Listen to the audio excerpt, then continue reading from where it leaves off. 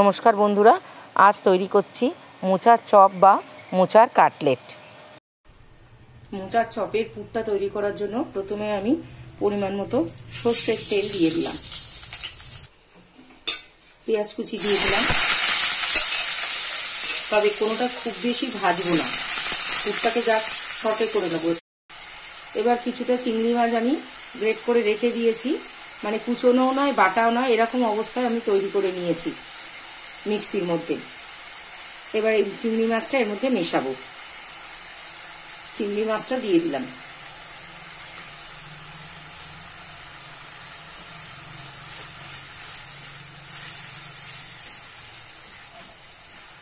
এবার চিংড়ি মাছটা পেঁয়াজের সঙ্গে একটু সটে করে নেব। আর এই সময় আমি কিছু মশলা মেশাবো।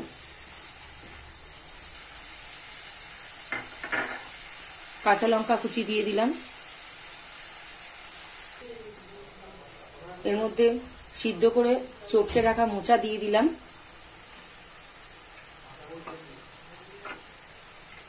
সিদ্ধ করে রাখা আলু একটু ম্যাশড করে নিয়েছি, মানে চটকে নিয়েছি, এটা দিয়ে দিলাম।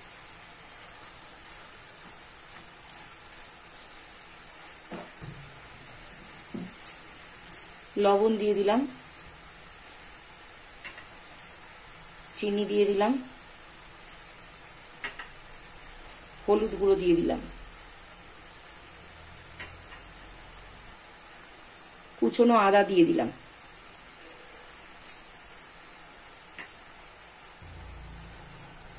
একটু গরম মশলা দিয়ে দিলাম। আর বাইন্ডিং এর জন্য একটু ময়দা ব্যবহার করব, তবে তার আগে পুরটাকে আমি মিশিয়ে নেব ভালো করে। পুরটা আমার মেশানো হয়ে গেছে সমস্ত মশলা দিয়ে। এবার এর উপর প্রথমে আমি 1 টেবিল চামচ ময়দার গুঁড়ো দেবো, তারপর যদি প্রয়োজন হয় তারপর আবার দেব। খুব বেশি ময়দা দিলে এটা ভালো লাগবে না।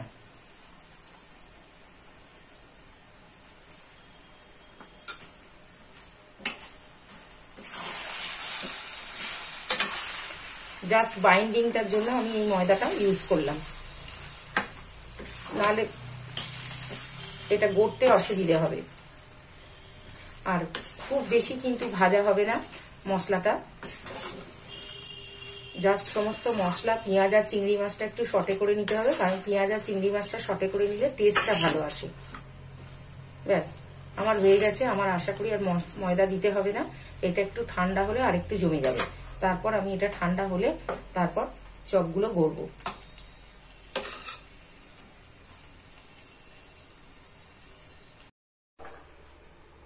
আমার চপের পুরটা ঠান্ডা হয়ে গেছে। এবার এর মধ্যে কিছুটা পরিমাণ ব্রেড ক্রাম্ব দিয়ে দেবো, বেশি না, অল্প একটু, যাতে এটা ভালোভাবে গড়া যায়। দিয়ে এটাকে মেখে নেব। বলগুলোকে প্রথমে একটুখানি এরকম সামান্য চাপ দিয়ে একটু এরকম করে নেব, নিয়ে তারপর দুদিকটা একটু সরু করে দেবো, আর মাঝখানটা যেরকম চওড়া রাখবো, রেখে এরকম কাটলেটের মতো চপগুলোকে আমি তৈরি করে নেব।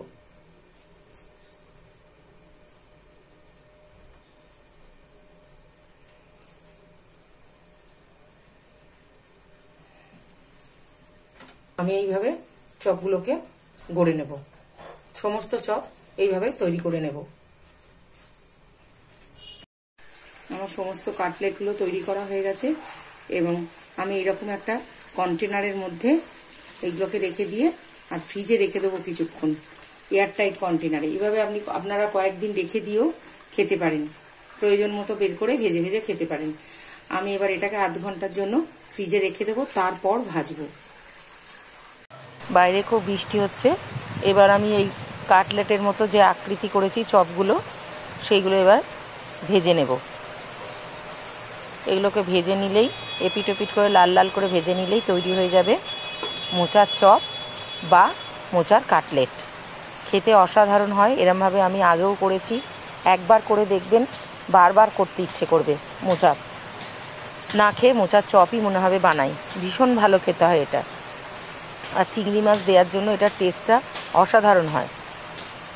বাড়িতে গেস্টরা এলে বা করে রেখে দিলেন এয়ারটাইট কৌটোয়, ফ্রিজে রেখে দিয়েও এগুলো খাওয়া যায় অনেক দিন ধরে।